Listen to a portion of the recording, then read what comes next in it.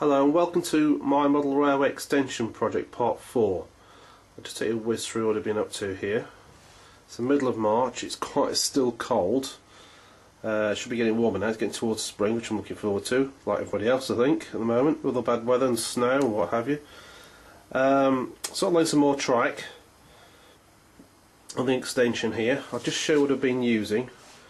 This is the underlay for the track. It's the Gagemaster ballast underlay, which is really good stuff, but very, very expensive for what it is.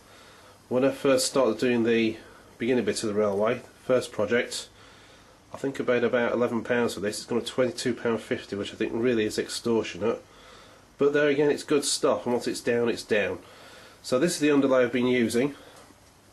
Just focus on this for you. I'm using Peco concrete sleeper track on a long run I'm doing here. Now, before, when I first made the first part of the layout down there, I used to hammer the pins in, and you find these sleepers just break, which is a very foolish thing to do. So what I suggest is now, which you should do anyway, is drill little pilot holes in the track, and then you can pin the track down very easily. It's very easily done that way. It's worth drilling them. Buy a little drill bit from your model shop and drill this down. Pins down very easily after that. Just show you here, I'm laying the Gagemaster underlay, the ballasted underlay. It's got little recesses in here, so basically the track has to sit in between these recesses. The sleepers go in between them, it snugs in quite neatly. I've also got here a little tool called a 6-inch weigh gauge. I think they do some N gauge as well, and this is double O obviously. It's by Peco, and it gauges the distance between each of the tracks for two-way tracks, so the trains don't bash into each other. So that, you can see that's slightly out. Recommend drilling these holes in the sleepers, because before, I'll just drill that, I used to bash a nail in, a little tack in there, but when I did the first part of the layout, and you end up knackering the sleepers. It's a very, very, very foolish thing to do. So drill a little hole in there, put your pin in there, make sure that's snug and fits. Again, gauge it again with the track. That's perfect. And just tap that in.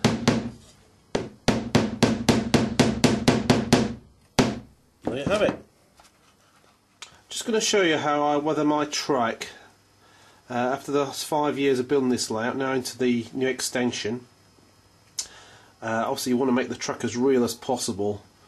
Good thing to do is study the photographs or video on the internet, or even better, go and see a real railway line. Now I've tried different colours to get the dirt on the rails, painting the rails here.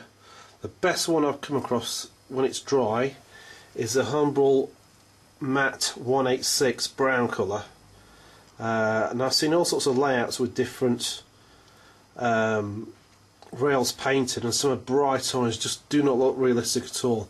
Now what I'd say, weathering the track goes in 3 stages. First of all, painting the rails, then applying another layer for the ballast, and finally the oils and different colours to do the final weathering. I'll go through that later. First of all, I'll just quickly show you how I paint the rails here. What I do here, I've got a very fine brush, and it's quite an easy job to do. Basically, put a very thin layer of paint on your brush and just sweep down the line here.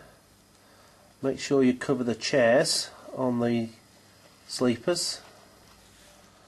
Do the side there as well. Just very slowly. This can get quite a relaxing job, but if you're doing a lot of track it gets boring, so I should just say do it in small stages when you feel inspired.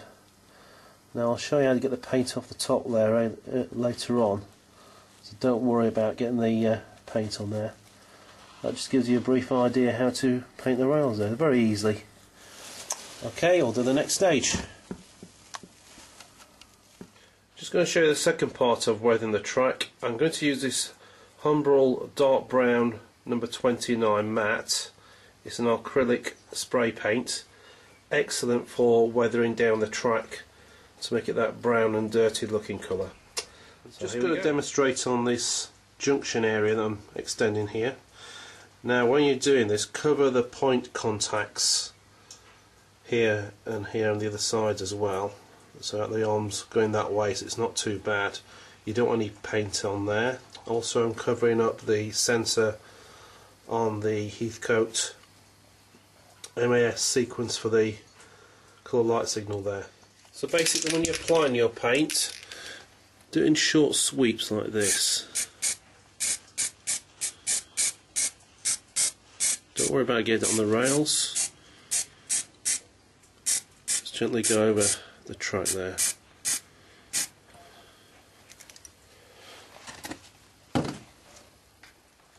I'm sure you agree that's much better being weathered with the earthy colour. You can leave it as fresh ballast, as New Balance has blade from time to time. Now I'll just go on to the third stage of the weathering process. As you can see now, the second stage of the weathering process is completed. It's dried, and now I'm going to go on to the next stage, which is the oil spillages you get from the locos and carriages, mainly at junctions. What I do here is I mix some, as you can see in there, some black paint and thin it down with thinners, and I'll apply that evenly across the track. I'll just demonstrate that. So what I'm going to do here is start building the spillages from the oils from the locomotives. So we've got a little junction point section here. Just water this down, thin it down with thinners.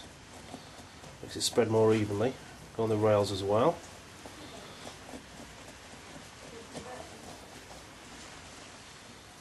You can see already that's building up. It's going off lighter in the distance there. Same here as well. And here where the junction is. Start building this up.